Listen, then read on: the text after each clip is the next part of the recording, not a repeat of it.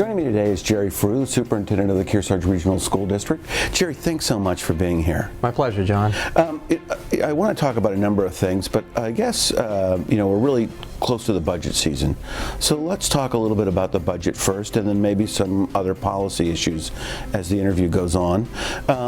Let's start with how the year's ending up. I realize the year isn't over yet. Sure. A lot could happen. I mean, move-ins, move-outs, a number of things could happen. But in general, how is the budget looking? Sure.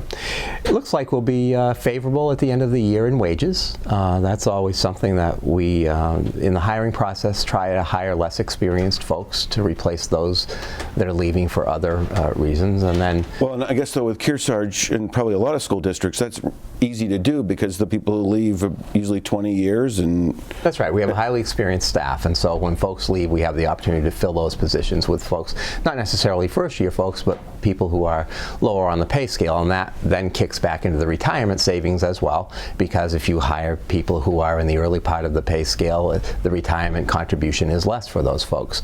Another area that contributes to our wage savings is through attrition. We have reduced our staff by about 3 positions, and so moving forward that should continue to show up.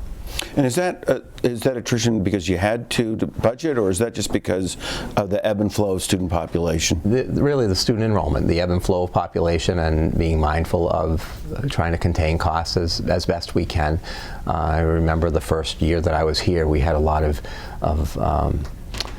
consternation around the whole pink slip thing, and so we're trying to avoid that eventuality from ever happening by being mindful of each position that comes open and how we replace that position. And I mean, it's tough because you have move-ins, you have move-outs. That's right. You can't predict perfectly, sort of. You have some indication from a freshman is going to become a sophomore, a kindergartner is going to become a first year. But it's not perfect. Right, and the move-in, move-out particularly shows up in areas such as special education, because our special education costs this year are an area where we will be over what we anticipated for budget, and so that will eat up some of the savings in the other areas.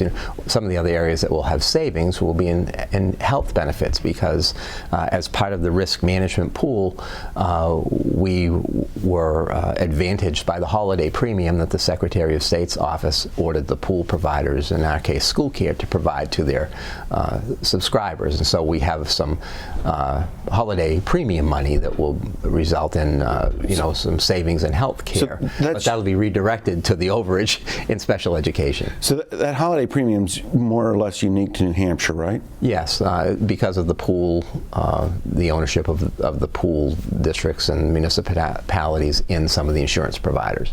So what does the school district normally do when you have excess funds at the end of the year?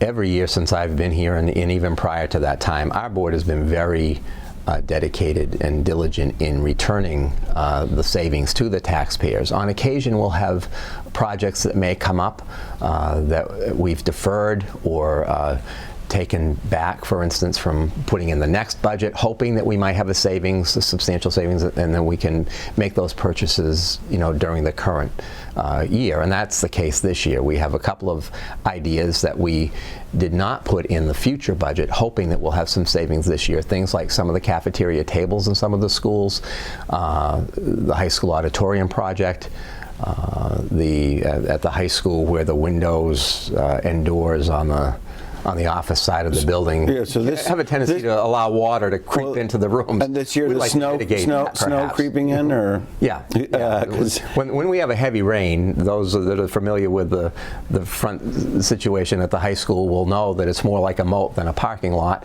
at times, and that water has found its way into some of the classrooms. And so we're trying to look at perhaps some savings at the end of this year to mitigate that problem as well. So the money goes back to the school. Yes, whatever. Or back to the taxpayer. Back to the taxpayer. And historically, the district has returned anywhere from $750,000 to $1 million, on the average about $800,000 back to the taxpayers that defray the tax rate in the succeeding year. For the next year. Oh. Yes. All right, we're out of time in this segment.